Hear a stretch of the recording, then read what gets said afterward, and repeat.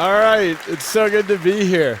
Okay, here's what I want to talk to you about today is the fact that we are the only species that, as far as we can tell, has become so sophisticated that we've thrown ourselves headlong into this game of deciphering our own programming language.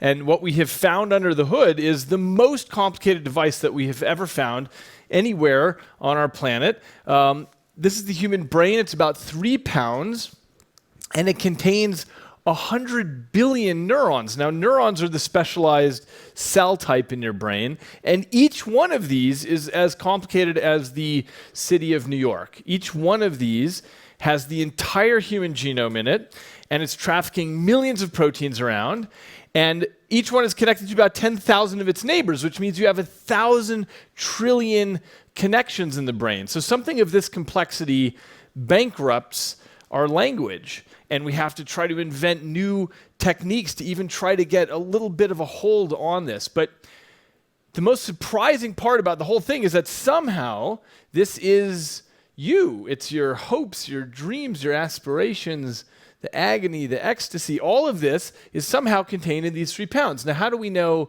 that?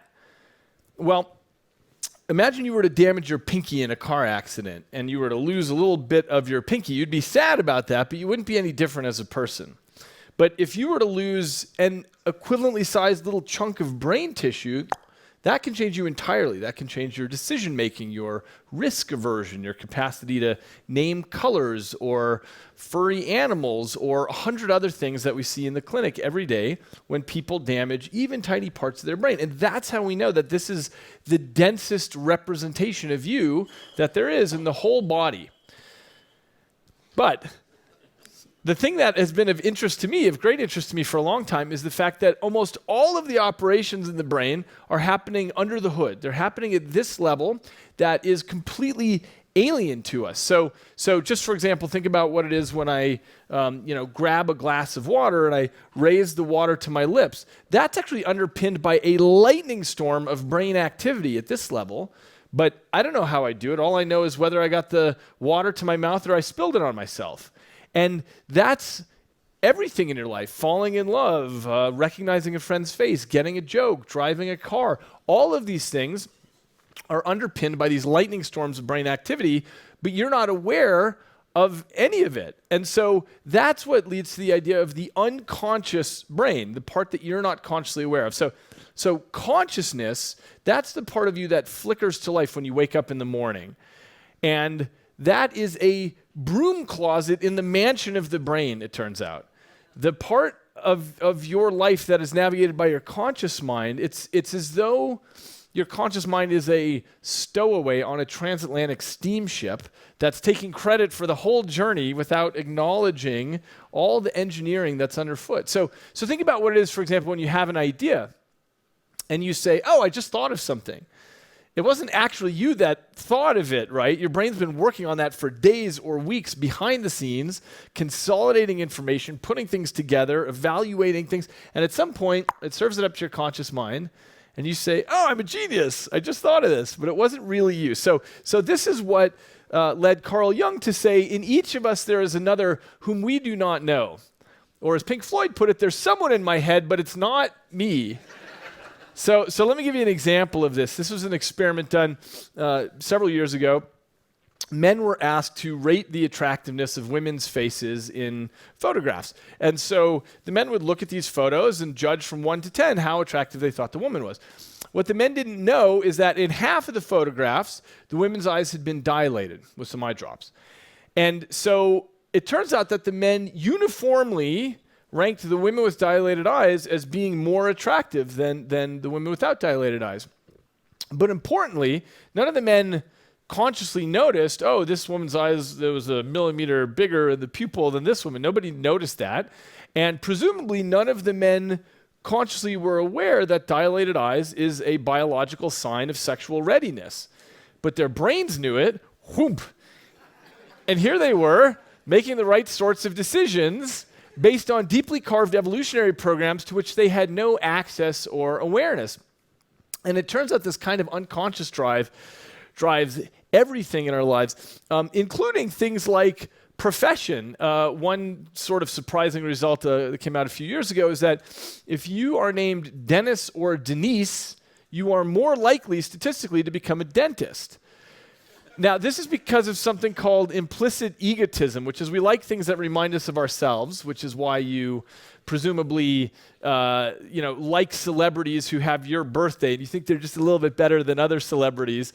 There are all kinds of things that we like if they remind us of ourselves. Now, the important part is if you ask any of these Dennises or Denises why they became a dentist, they'll have a whole conscious narrative to tell you.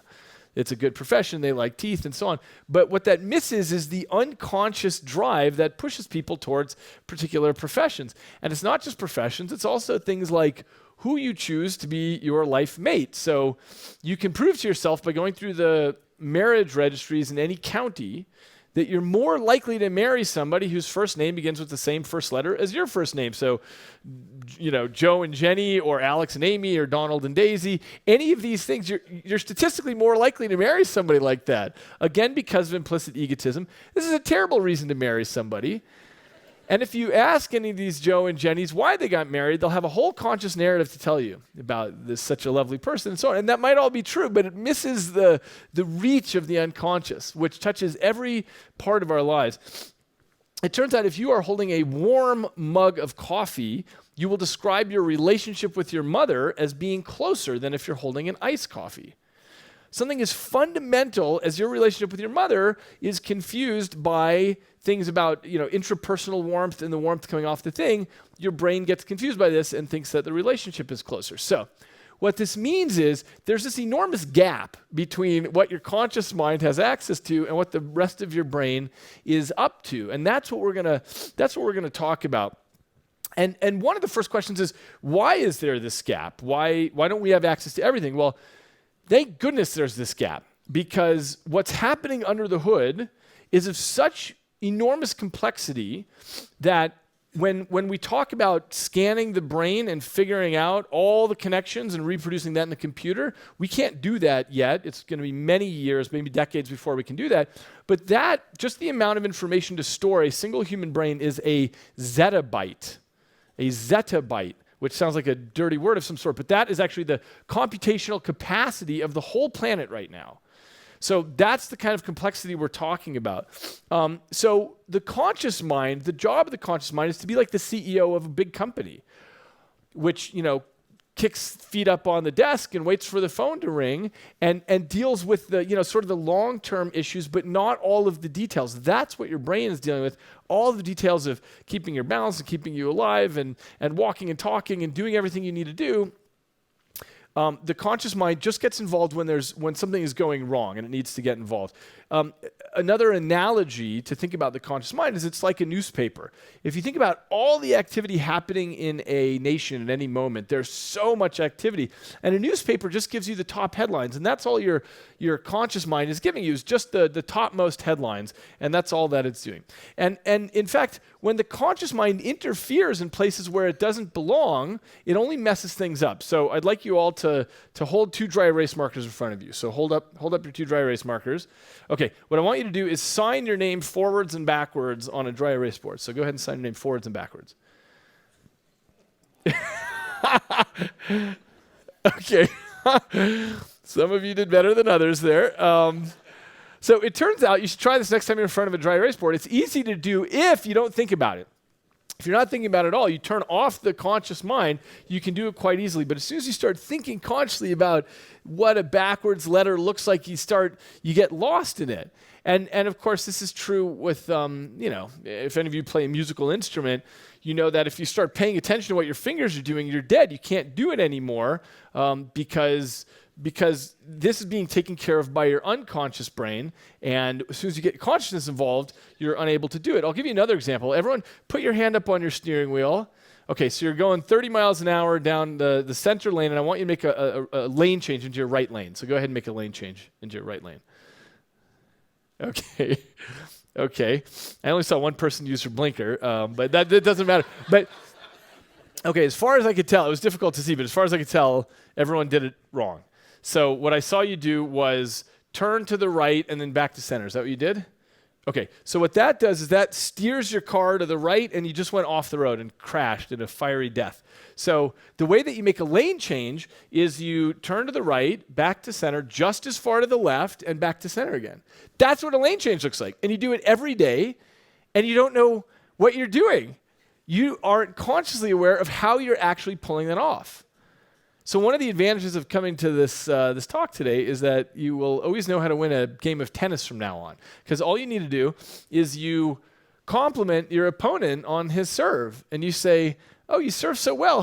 How exactly do you do that? And as soon as he starts trying to describe it to you, he's dead. He can't do it anymore. Because all of this is taken care of unconsciously.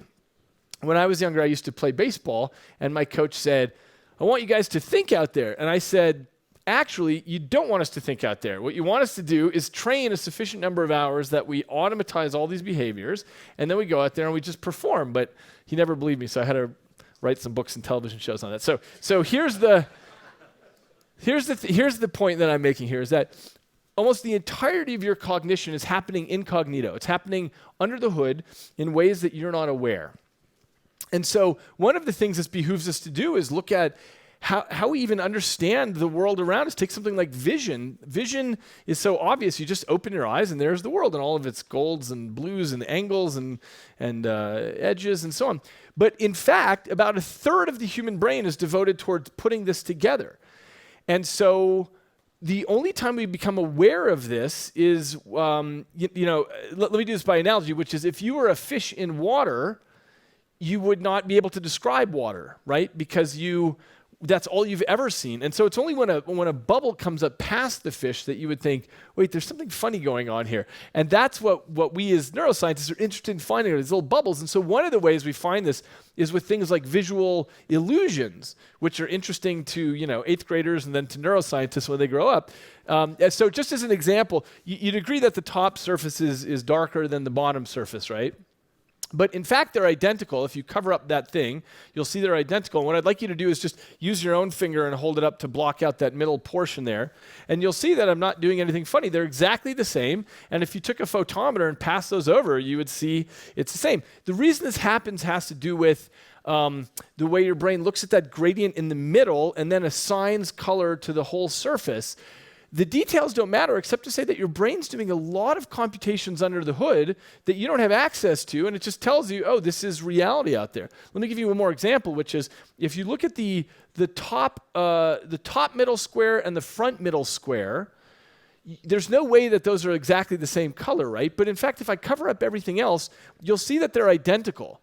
And the only reason they don't look identical to you under normal circumstances has to do with the lighting and the shadows and the surrounding colors, and your brain does all kinds of computations under the hood and tells you they're different colors, whereas in fact they're exactly the same. So the point I'm making here is that your brain's doing a lot of computation under the hood. And what I want to talk about now is the thing that not only is your brain doing this with how you act in the world and things like vision, but also with deeper things like your ethics and your morality. And so what I want to talk about is how if you go around any neuroscience hub in the world, you'll see lots of laboratories that study the brain at the level of molecules and at the level of neurons and networks of neurons and so on. And the interesting part to me is how all of this wet biological gushy stuff maps onto how we behave and how we perceive and our notion of reality. And so the bottom line, which I've been telling you about so far, is that you are totally inseparable from this alien material. And the reason I call it alien is because we haven't figured out the secrets of how it's actually doing the computations to make things work. But who you are can't be separated from this. And so I want to give you a few examples of this and how we know this. So Phineas Gage, how many of you have heard of Phineas Gage? Just a couple. Okay, so Phineas Gage was a young railroad worker in the 1880s in Virginia, and his job was to tamp down. There were little holes, and gunpowder would get put in them, and sand would get put on top of that, and he would tamp down the sand and the gunpowder like that with a tamping rod. And this was to set off a series of explosions so that you could lay the groundwork to lay the railroad tracks. So that was his job, and he was going around one day with his tamping rod, and somebody had forgotten to put the sand on top of the gunpowder. So what happened is he hit the gunpowder, but he actually hit a rock that was sticking out, which caused a spark, which blew the gunpowder, and this tamping rod blew through his skull, and it clattered to the ground about 50 yards away. Now, the reason this became a really famous medical case is because he didn't die. And the reason it became a really, really famous medical case is because he didn't even lose consciousness. And the first doctor who showed up at the scene didn't even believe what had happened. He didn't believe the description until Phineas Gage leaned over and coughed, and a teaspoonful of brain fell out on him. Ended up being, okay. But his personality changed instantly and entirely. He was a completely different person. He was just a different guy. People who knew him said Gage is no longer Gage. He had been a sort of a sweet young kid, and now he had taken to drinking and cussing and sleeping with prostitutes and just had a completely different view on the world. He was just a completely different person now. And so this was the first case in the medical literature where people started thinking, that's strange. It's like you are your brain, and if your brain changes, then so do you. Now, in the intervening 135 years, we've had lots of Phineas Gages, and this is becoming a really clear thing that you are your brain. So just as an example, how many people remember who this is? Does anyone know? This is Charles Whitman. This happens to be the 50th anniversary right now of what happened, which is Charles Whitman climbed to the top of the tower at the University of Texas at Austin, and he opened fire on people, just started shooting people randomly. He shot pedestrians, he shot the people that came to help them, he shot the ambulance drivers that came to help them. And in total, he killed 16 people and wounded 39 people that day in this act of completely senseless, random violence. So what happened is the Austin police finally made their way to the top of the tower, and they were able to kill him at the top of the tower. And they wanted to know, who is this? What just happened here? And it turns out that Charles Whitman had wanted to know the answer to that as well. Because Charles Whitman, it turns out, was very high IQ. He'd been a student, he was an engineering student at the University of Texas at Austin. He had been honorably discharged from the military. He worked as a bank teller on the side. And for the previous year, starting in 1965, he'd started having these aggressive thoughts that he couldn't control. And he went to see a psychiatrist, but this was 1965, so there wasn't a lot that could be done at that time. And he ended up writing a suicide note the night before this happened. And he said, I'm supposed to be an average, reasonable, intelligent young man, and something has been changing inside of me. And when this is all over, I want an autopsy to be performed. And so that's exactly what happened. They took his body, they performed an autopsy, and what they found in his brain was a small tumor that was growing, that was pressing on a part of his brain called the amygdala, which is involved in fear and aggression. And so as Whitman's brain was changing, he was aware of it. His thoughts, everything about who he was changing, and that's why he had requested this autopsy. So we'll come back to Whitman's story in a little bit. There have been lots of cases like this. This was a man who was 40 years old, had a normal sexual appetite. He started becoming a pedophile. He started collecting up child pornography, and what happened is he made an inappropriate move on his prepubescent stepdaughter in the house, and his wife had him arrested. And so he was in jail at this point, awaiting sentencing, and he was having really terrible headaches and complaining about this. So finally, the prison system took him to get an emergency brain scan, and it turned out he had a massive frontal lobe tumor. So if you look at the picture on the right, that's a horizontal slice of the brain. That white part, so up is where the eyeballs are, and that white part is a huge tumor in his frontal lobes. And so what happened is the neurosurgeons removed the tumor in an emergency surgery, and his sexual appetite returned completely to normal. He became normal again. So the judge ended up releasing him. He went home, his wife took him back, and they had a normal life. But this story has an interesting postscript, because about 6 months later, he started developing signs of pedophilia again. So his wife took him back to the surgeons. It turns out that they had missed a part of the tumor, which was now regrowing. They resected it a second time, and his sexual behavior returned to normal a second time. Now, the thing is, you wouldn't ever choose to have a tumor, right? So this leads to the heart of this very deep question about who are we and what does it mean to be related to what's happening under the hood so deeply. And of course, we've known this for a long time. People for millennia have poured ethanol over their mucosal membranes to make themselves funnier at parties and so on.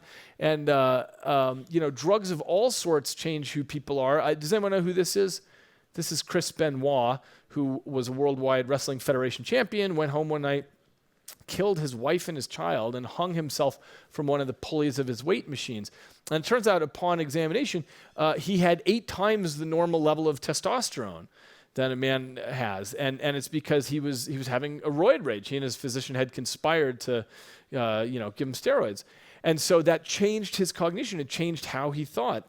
And medications, too, can change how we think. I don't know if any of you know this, but in the last decade, there's been a lot that's happened with Parkinson's drugs, because what happens is if you're on a Parkinson's medication, it's because your body's not producing enough dopamine, and so these drugs turn up the dopamine so that your motor system can start working again.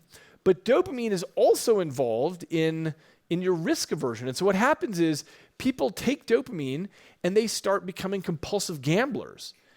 And so people who were on this new medication started blowing all their money on, at Vegas or Atlantic City or online gambling, and it was because of this medication. And by the time the physicians figured this out, it's now on the drug as a warning about this. And so the doctor's job is to titrate the medication until you're getting the motor benefits but not becoming a compulsive gambler. So what all this means is that you are what's happening with the chemical sum total of your brain. It's not that you would choose to go become a compulsive gambler or something. It's that what's happening with you has to do with what's happening under there. So nowadays, when we're talking about morality and decision-making, what we really are talking about is the neural basis of this. And this leads to a very deep question about free will, which is, is the mind separate from the brain? Is the mental separate from the physical?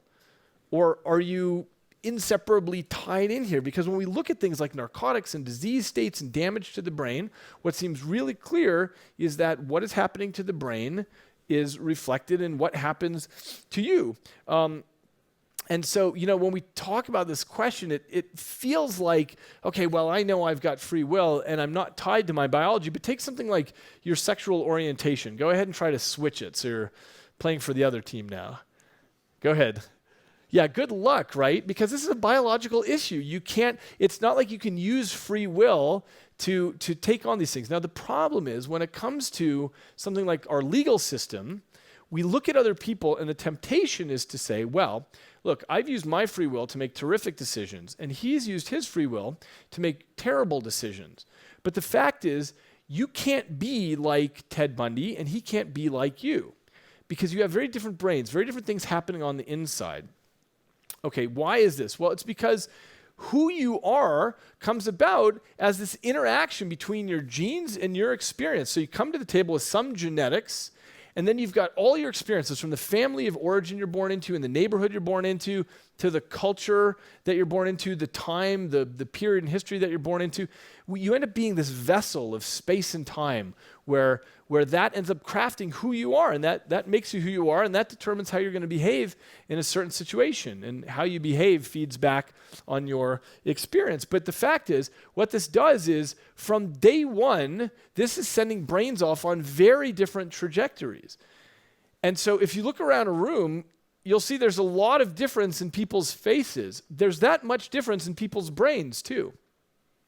We all are on these separate trajectories, and we're all different on the inside. So here's the point I want to get to, is what does this mean now when we're talking about how we build a legal system? Because the legal system in this country and most of the rest of the world rests on 2 assumptions, which is, first of all, we're practical reasoners. This is a term of art which says, you walk into a situation and you think about it and you make your best decision about how you're going to act. And the second assumption of the legal system is that all brains are the same. The problem is, this is not consistent with what we know in modern neuroscience, which is that brains are really different from one another. And the main problem is that we use incarceration as a one-size-fits-all solution. And so some of you may know this, but this is not as widely known as I would expect. America has the highest rate of incarceration of any country in the world. So if you look at the inmates per 100,000, we're that broken line at the top because we have 748 people in prison per 100,000. And if you compare it to other countries, we're way ahead of everybody. If you make a list of all the countries that you don't want to be on a list with, we are number one on that list. We incarcerate more of our population than anyone in the world. And we might have a discussion about the ethics or the morality of that, but that aside, it's not effective. It doesn't work. Why? Well, for a few reasons. First of all, the estimates now are that 30% of the prison population has a mental illness. In this country, we had deinstitutionalization, which meant that all of our mentally ill patients flowed out of the institutions and they flowed right into the prison system. Our prison system has become our de facto mental health care system. The largest psychiatric institution in the country is the Los Angeles County Jail. And so this is not effective. You can't take somebody with schizophrenia and put them in jail and hope that having them break rocks in the hot sun is going to somehow help them. This is not the right thing for us to do in terms of actually getting any efficacy out of it. And the second thing we do, besides incarcerating our mentally ill population, is we declared the war on drugs back in the 70s, and our prison population has gone up 8-fold since that time. Now, what we're doing is we're taking people who are caught with, 2 grams of some substance, and instead of getting help for them in terms of a rehabilitative strategy, we incarcerate them. This doesn't actually fix the problem. What you do when you incarcerate someone is you break their social circles and you break their employment opportunities. And you give them new social circles and new employment opportunities. And this is not actually the most effective thing to do. So it turns out that neuroscience really matters if we want to build a forward-looking legal system, if we want to build something better. So just as an example, when it comes to drug policy, $15 billion a year is how much the government spends for the war on drugs. And so what that equates to is incarcerating lots of people for 2 grams of having a substance. And also we have guys that run around and torch these fields and it makes for good pictures and so on. But in fact, this is never going to work and it's a waste of money. And the reason is because any economist can tell you that with drug supply, it's like a water balloon. If you press down in one area, it's just going to pop up somewhere else. The way to address the drug problem is not by attacking supply, it's by attacking demand, and that is the brain of the addict. And what my lab and dozens of labs all over the globe are working on are new rehabilitative strategies for people with drug addictions. And some of these already exist and some are in progress right now. But at this point, we know a lot about the circuitry and pharmacology of drug addiction, and we have lots of different strategies to help with that. And so the idea is there's something a little bit smarter than we can do rather than mass incarceration. And so all of these issues led me to start the initiative on neuroscience and law some years ago, where we deal not only with things like drug addiction, but also the insanity defense, also what to do about juvenile brains, which are running quite different algorithms than adult brains. The prefrontal cortex doesn't fully develop until you're in your early 20s. Issues like eyewitness testimony, even issues like the jury on the other side, how the juror's brain works and what things lead them to want to cause punishment instead of do something that's more useful. And the hope of all of this is to build a forward-looking legal system of justice, so that instead of saying, okay, what did you do to get here? That's a mandated 5-year sentence. Instead, it's looking at the person in front of the bench and figuring out what's going on with them and saying, okay, here's the optimal rehabilitative strategy for you. Now, this doesn't rule out incarceration. One thing I want to emphasize is that explanation doesn't lead to letting people off the hook. It's not about that. It's about rational sentencing and customized rehabilitation, and on a societal level, better incentive structuring. We talk about tailored education all the time. Why not tailored social policy? So here's the thing I want to say about Whitman. From a suicide note, he said, if my life insurance policy is valid, please pay off my debts and donate the rest anonymously to a mental health foundation. Maybe research can prevent further tragedies of this type. It's very haunting that he said this. So this is a big part of what I'm doing in my lab, trying to figure out how we can build a better legal system. Okay, but what I want to do now is switch gears and talk about something else that's even deeper than how we act with our morality and our ethics and so on, which is how we even understand reality. So this is a picture I took in India a few years ago, and this is how you would see the world if you were colorblind. And if you're not colorblind, then you see it like this. What we now know is that some small fraction of women have not just 3 types of color photoreceptors, but 4 types, which means they're seeing colors that we can't even imagine, that we can't even see. And it's because they have different receptors going on. And so what I want to do is drill down on this issue about how our receptors allow us to experience reality and what we see out there. So let me zoom way out to the big picture, which is that we're built out of this invisibly small stuff, and we are embedded in this very large cosmos. And we're not actually any good at perceiving reality at either of those scales. And that's because we didn't evolve for those scales. We evolved instead to live on this very thin strip in between at the level of, apples and rabbits and mates and so on. And that's all we can perceive. But the really strange part, and this is the part I want to drill down on, is that even at this scale, we're not seeing most of the action that's happening.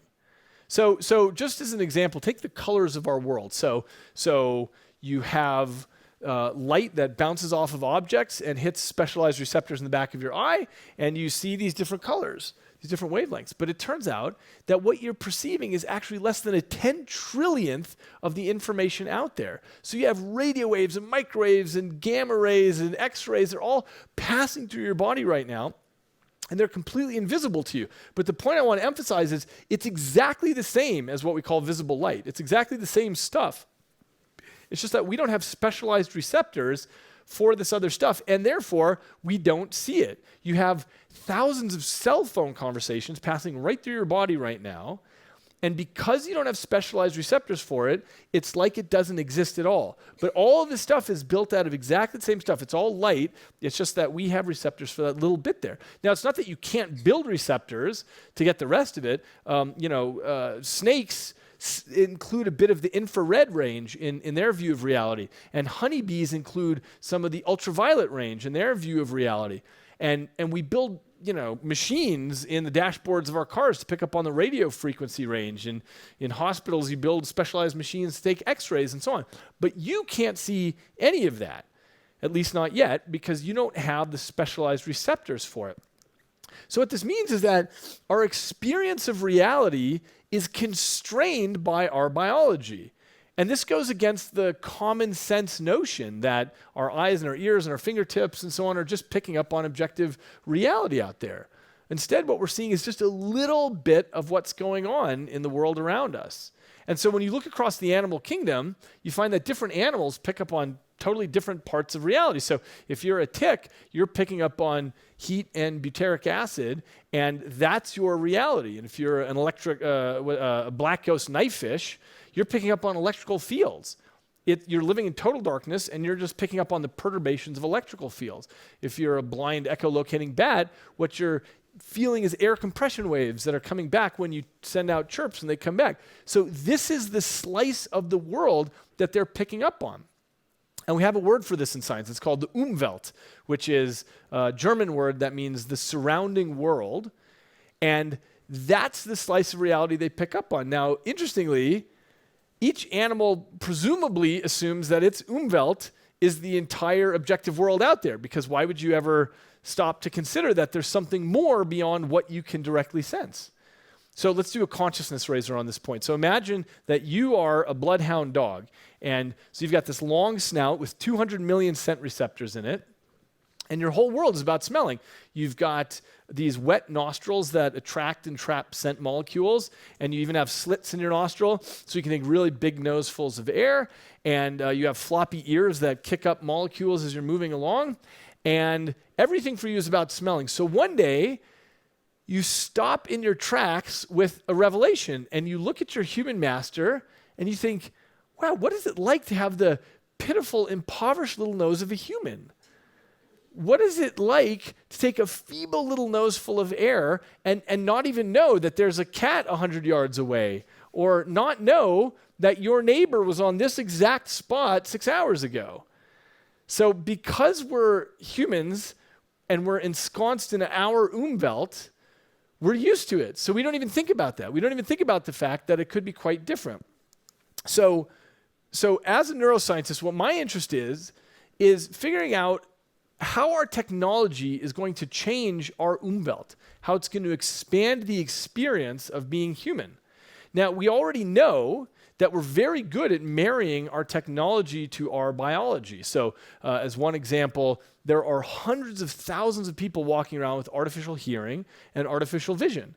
So you may know about this, for example, with a cochlear implant. You take a microphone, you digitize the signal, you feed an electrode strip into the inner ear, and people can hear with that. Or with artificial vision, with a retinal implant, you take a little digital camera, you feed the digital signal into an electrode grid that you pop into the back of the eyeball, and people can see with that. Now, the surprising part is that as recently as 15, 20 years ago, there were a lot of people, scientists and clinicians, who thought this would never work.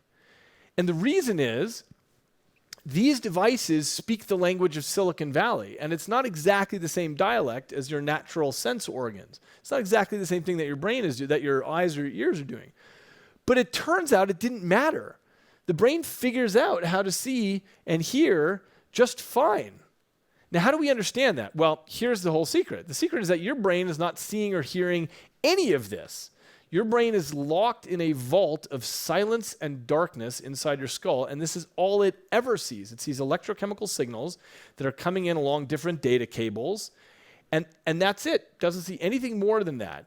Now, what your brain's really good at doing is extracting patterns and assigning meaning to those patterns, and that leads to your whole subjective world. That leads to you thinking, oh, you're sitting in a room and you're listening to talk and you're seeing these things, but it's all actually taking place in there. Now, the key is this. Here's the really amazing part, is that your brain doesn't know and it doesn't care where the data comes from. All it knows is it's coming in along these different data cables, and it puts this all together into this notion of your reality.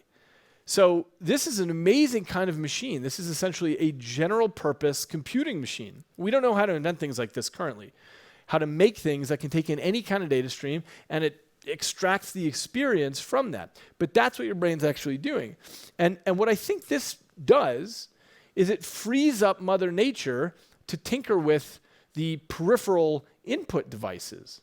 So I call this the pH model of evolution, and I don't want to get too technical here, but pH stands for potato head, and I use this name to emphasize that all these things that we know and love, like our eyes and our ears and our fingertips and so on, these are just plug-and-play peripheral devices. You stick them in, and you're good to go, and the brain just figures out what to do with the information that comes in. And again, when you look across the animal kingdom, you see lots of different peripheral devices that can be plugged in. So snakes have heat pits by which they're detecting the infrared. The black ghost knifefish that I mentioned has these electroreceptors all along its body. This animal is called the star-nosed mole, and it's got this appendage with essentially 22 fingers on it with which it's feeling these tunnels in the dark in 3D, and it puts together this structure of the world this way. Lots of birds and even cows and insects have magnetite, which means they can be aligned to the magnetic field of the earth this way. And this list goes on. And what this means, I think, is that Mother Nature doesn't have to redesign the brain every time. Instead, once the principles of brain operation have been figured out, she's free to just tinker with the peripheral devices. And so what this means is that there's nothing really special or fundamental about the biology that we come to the table with. Instead, it's what we've inherited from a long road of evolution, but it's not what we have to stick with. And I think our best proof of principle for this comes from what's called sensory substitution, which is the idea of feeding information into the brain via an unusual sensory channel. And the brain can just figure out what to do with the data. Now, this might sound speculative, but the first paper demonstrating this was in the journal Nature in 1969. So a scientist named Paul Bocchi-Rita took blind people and he put them in a modified dental chair, and he would take a video camera and put something in front of the camera, and you would feel that poked into your back. So there's this grid of solenoids that you're sitting against, and these things poke into your back, representing whatever the edges are, whatever the shape is of what's in front of the camera. And the thing is, blind people got really good at being able to tell what was in front of the camera just based on what they were feeling in the small of their back. They were seeing with the small of their back, faces, cars, coffee cups, anything like that. And it turns out that there have been many more modern incarnations of this. So just as one example, the sonic glasses or glasses you put on, you've got a little video feed, and you convert the video stream into a series of sounds. So if I'm a blind person, I'm walking through the world, I'm hearing and it sounds like a cacophony at first when you put these on. But what happens is blind people become pretty good at being able to understand the world this way just by hearing it. And so it doesn't have to be through the ears. This is the electrotactile grid on the forehead. So again, the video stream is getting turned into little touches on your forehead. Why the forehead? Because you're not using it for much else. And it turns out the most modern incarnation of this sits on your tongue, so that whatever the video feed is picking up, you're feeling the image on your tongue. It feels like pop rocks on your tongue. And blind people can become so good at dealing with the world this way that they can do something like take a ball and throw it into a basket, or they can navigate very complex obstacle courses. So if this sounds completely crazy that you could see through your tongue, just remember that all vision ever is electrochemical signals in the brain, and it normally comes in from your retina, converting things to electrochemical signals, but there's no reason you can't do it through other body parts also. So one of the interests in my lab has been the issue of sensory substitution for the deaf, and this is something I've done with my graduate student, Scott Novick, and here's the idea. We wanted to know, could we have somebody say something and then pass it through some sort of device so that a person who's totally deaf could understand what is being said? And the idea is we wanted to make sure we took advantage of cell phone technology and computing, and we wanted to make it a wearable, something that's totally unobtrusive and can be worn under the clothing. And so the idea is when somebody speaks, you capture all of that on a cell phone, and then you turn that into a pattern of vibrations on the vest. And this is not just hypothetical. I'm wearing the vest right now, and as I'm speaking, my sound is getting mapped into patterns of vibration. So I'm feeling the sonic world around me. Now, we've been testing this with deaf people now for a while, and here. Let me show you what this looks like. This is Jonathan here. He's 37 years old, master's degree, born completely deaf. And so what we did is we trained him for 2 hours a day for 4 days, and here he is on the 5th day. You. So Scott says a word, Jonathan feels it on the vest, and he writes it on the board. Where? So he's able to translate this very complicated pattern of vibrations into an understanding of what's being said. Touch. So Jonathan is not doing this consciously because the patterns are too complicated, but instead, this is unconscious learning. Jonathan is figuring out how to translate this pattern of vibrations into an understanding of what's getting said. And if you think about this, it's analogous to the way that a blind person would read Braille, and a pattern of bumps on the page, from that emerges a whole story, a Shakespeare play, something like that. And this is the same thing that's going on. Now, the cool part is this technology has the opportunity to become a real game changer, because the only option for deaf people is a cochlear implant, which requires an invasive surgery and is 50 times more expensive than we can make the vest. So this opens it up globally to the whole world. There are 53 million deaf people, and this is the solution that can just solve this for them. So that's what we're doing in the lab.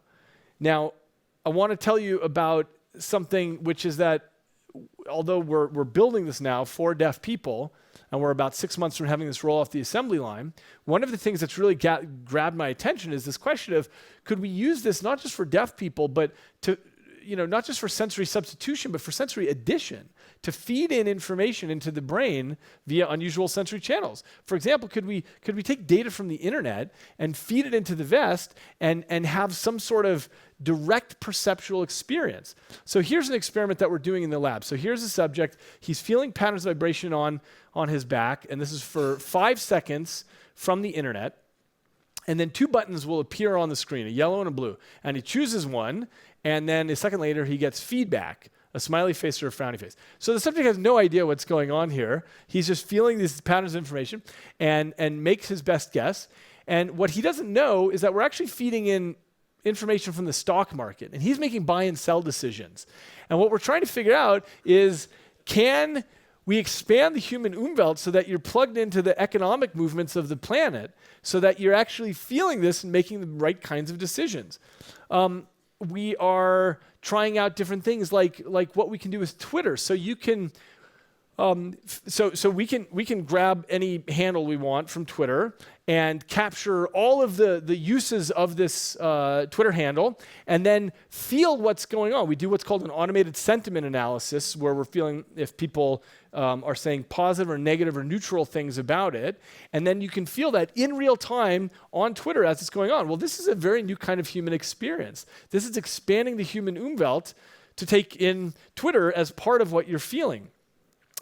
We're trying this with weather data. So if you could be plugged into the surrounding 200 miles of weather data, could you actually make better predictions about what's going to happen than the meteorologist? And the reason for thinking this is because the brain is really good at extracting patterns, much better actually than many of our other algorithms for doing this, and figuring out the patterns to things. So this also expands the human Umwelt. We're trying this with many different ways. One of the things we're doing is with drug dogs. Could you, instead of having a drug dog, could you have a molecular detector that's picking up on the presence of different molecules, and you're feeling that you become tapped into a broader olfactory sense?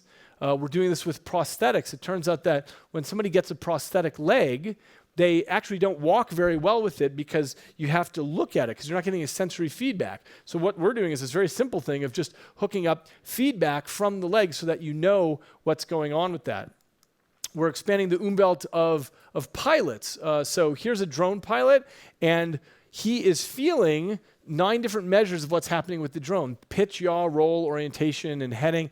And it's essentially like he's extending his skin up there so that he's feeling the drone. And then, of course, he can fly this at nighttime and so on because he is one with the drone. This is just the beginning. One of the things we're envisioning is taking a modern cockpit, which is unbelievably full of gauges and dials, and instead of having to crawl that with your attention one thing at a time, the idea is that you can take in high-dimensional information through your body. We're very used to doing this through our bodies. For example, I can balance on one foot, and it's because I'm taking in a lot of information from my body all at once and using that information. Vision, on the other hand, is really good at looking at one thing at a time and detecting blobs and edges, but it's not good at multidimensional information. And the scoop is that we live in a world of big data now, but there's a difference between accessing it and experiencing it. We're also starting work with factories, being able to feel the state of thousands of machines in a factory all at once so that you're feeling the normal running of it, and instead of monitoring things all the time, you're just feeling if things are running a little bit abnormally.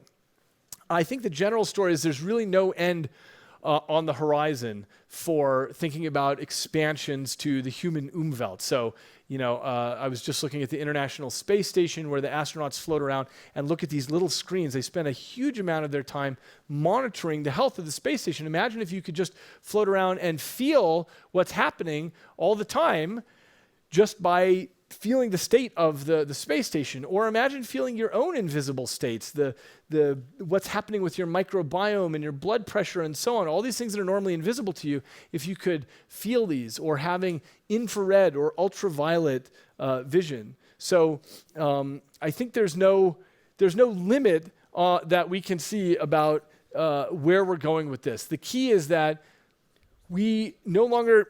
We're at a place where we can now choose our own peripheral devices. We don't have to wait for Mother Nature for these sensory gifts on her sorts of timescales. Instead, like any good parent, what she's given us are the tools that we need to go out and define our own future. So the question to you is, how do you want to experience your universe? Thank you very much.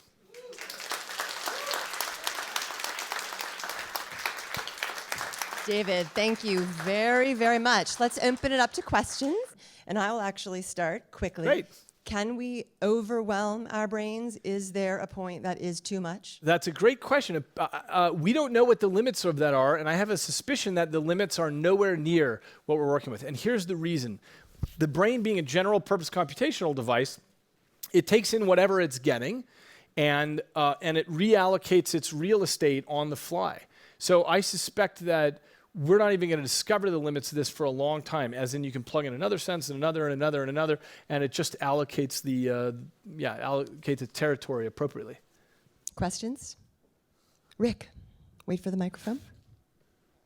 There's a wonderful science fiction novel called The Ship That Sang. I don't know this one. And it's about basically going to people who had severe handicaps, Stephen Hawking's, for example, the people most motivated to want to be able to add senses. And I guess one of the things I'm curious about is, have you worked with people who have severe handicaps who might find this incredibly liberating? They'd be hugely motivated. And the other thing is that, on the one hand, all this data is coming into their brains, but have you done any experiments where you could actually use your brain to then actually steer, drive, change, or affect, in other words, the other side of the equation? Right, great questions. So this is all about input, how you can expand your senses. The thing about controlling outputs differently, people are trying that with all sorts of brain-computer interfaces. People have been trying for many decades with EEG. The problem is EEG is a bit of a crude signal, and it's always going to be, because the brain is locked in this armored bunker plating of the skull, and when you're listening with an EEG, you're listening from the outside. It's like, listening on the outside of a stadium and trying to figure out the structure of baseball that way. And so I think we're going to be limited in controlling outside things until we can get into the skull. People are doing that currently with electrodes, where you implant electrodes in the brain, but that'll never catch on as a thing, because no neurosurgeon is going to plant electrodes in your brain unless you've got some disease state that they're doing that for. So I think the future, that's probably 5 or 10 years off, and it has to do with what people are creating now, which are these very tiny little devices that can enter your bloodstream and essentially go, end up sitting around your brain, so on the surface of your brain, and they have both read and write capabilities, so they can, with radio transmission, tell where they are and tell what's the spiking activity happening right there, and then they can also stimulate also.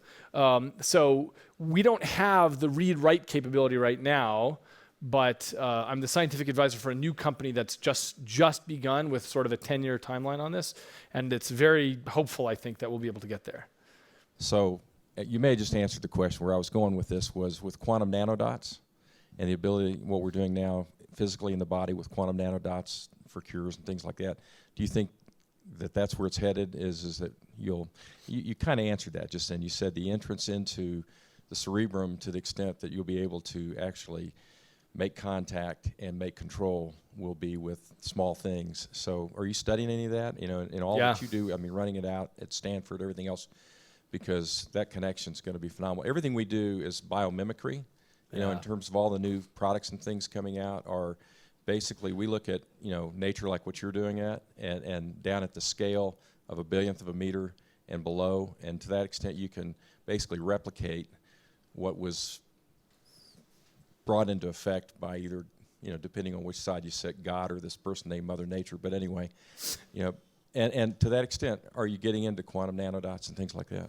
We haven't started looking at that yet, but I think that's clearly the direction of the future, which is getting smaller and smaller things. The only reason we've been limited so far is because if you want to make a little transceiver that can both hear information and send it out and put something back in, those are big, and those are becoming smaller and smaller. But I think when we get to the nano scale, that's when things are really going to take off. When we can get things into the bloodstream, it's actually even better when we can get into the bloodstream, because what I described was getting something on the surface of the cortex.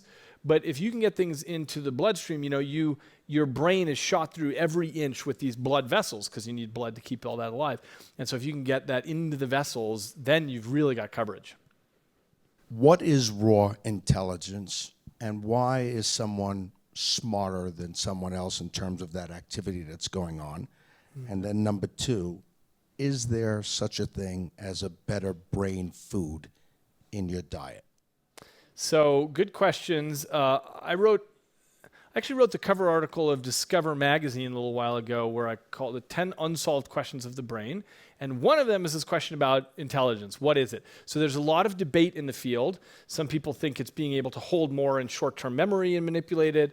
Some people think it's the capacity to simulate futures better, or, there are various sorts of ideas on it. But the bottom line is we don't know. We don't know what it is. And, there was a paper in 1928 called Tests Test It, which was about intelligence, which is that somehow you can use tests like IQ tests and know that people are at different levels, but what's actually happening under the hood, we don't yet know. As far as brain foods go, I'm sorry to say, but the data on that's a little disappointing, which is if you've got generally a healthy diet, that's all we can say. Every couple of years there's some new thing that comes out. Eat butter, don't eat butter, eat salt, don't eat salt. But this is a pendulum that goes back and forth. What is so remarkable to me is the way that our bodies have evolved so that you can put in anything and your guts will extract the right nutrients and figure out what to do with it, and it'll turn it into you. So as long as you have a basic level of nutrition, you're fine. So I wanted to sort of invert your conversation and wonder how much you are paying attention to what computational work is being done to mimic the human brain. And in the past, it's been very difficult. You talk about the number of connections and everything else like that. And the neural network operates differently than a binary computer. So that's always made difficulty. But there are some recent studies out. I think IBM now has come out with materials that are the same size as neurons that can have varying capacity to pass through or not information. And they now think that they can actually create neural network computers of the same size as the human brain. I didn't know whether you had any thoughts on. I've got lots of thoughts on that. The bottom line is IBM and others who are working on things like this, it's great what they're doing. They're, of course, incentivized to say this is just like the human brain. But in fact, strangely, we're really at the foot of the mountain in terms of figuring out how this works. And the algorithms that the human brain are doing are completely unscratched right now. This is why I called it an alien computational material at the beginning. And so what we have are really good neural networks that do things like what are called deep convolutional nets. And some of you may know this has superhuman performance now, just in the last year, on things like image recognition. So if you say, hey, I want a picture of a cat on the internet, this is all done by neural network now that pulls it up. But although it's very impressive, it's completely different than what the brain does. These deep convolutional nets require, for example, 1 billion examples, and we've got, that's easy to train these things now because we've got 1 billion examples of cats online. But a 2-year-old child does one-shot learning. You say, oh, this is a lemon, and the child says, oh, great, it's a lemon. So right now we have no idea how to make things like that. I think there's no worries about the material or the size of the material. It's the algorithms themselves that we don't have figured out yet. So AI can do extraordinarily interesting things right now, but in a very narrow way. And what all the best AI in the world can't do is what a 2-year-old kid can do in terms of just being able to communicate and navigate a complex room and all the, walk and talk and all the things that a 2-year-old can do. So we've still got a ways to go. The last thing I'll say on this is that I think one of the really interesting places for the where we're going is the merger of of human intelligence and artificial intelligence, HI and AI, because what we have now is this level of data that's at, what we've, the statistics on this, we've produced more data in the last 5 years than we have in the history of the world. And so we need better ways to get lots of data compressed into the system, and that's what I think partially what this is going to be useful for.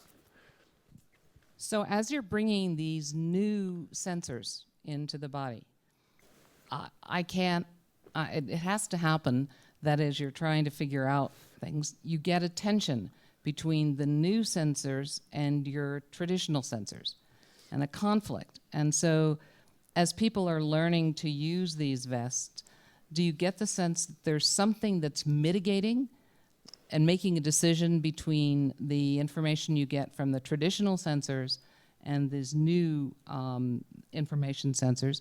Or are we just learning to define different states? So the combination of this sensor and that sensor means something else as opposed to there being a conflict that gets mediated?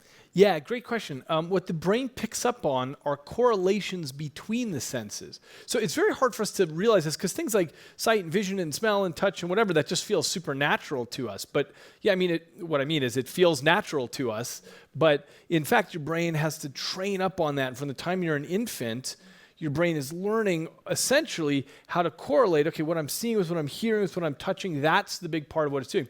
So this is no different. The conflicts, when there are conflicts, that doesn't matter because all it's learning is when there's correlations. So for a deaf person, they're watching your lips and they're feeling this at the same time. And when you open your mouth, they're feeling it. And when they vocalize, the quick brown fox, they're feeling their own voice. And that's how the brain bootstraps on that information to learn up on it. David, thank you very much. Oh, thank you very much. Fantastic. All right.